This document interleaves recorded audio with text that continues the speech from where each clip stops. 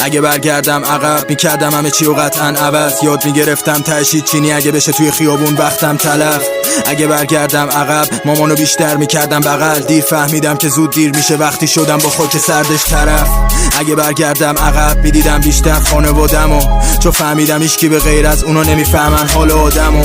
اگه برگردم عقب حتما برمیگشتم محل، میرفتم توی کوچمون میزدم تو پارک و قدم. اگه برمیگشت عقب ساعتو عوض میشد یه سری عادتو، نمیگشتم با 4 تا لاشخور پیدا میکردم 2-3 تا پامرام. اگه برمیگشت عقب تقویم نمیکردم کارایی که کردیم و نمیرفتم هر جایی، نمیشدم تو خیابونا درگیر. میگن که گذشته و گذشته ولی من هنوز تو قدیم و غرقم. دلم لک زده برای بچگیم، برای وقتی نمیرسید بزن دستم، برای روزایی که بودم ساده فارغ از دنیا پیگیر درسم. به خودم اومدم دیدم غرقم تو جیبام جنس درگیر مصرف.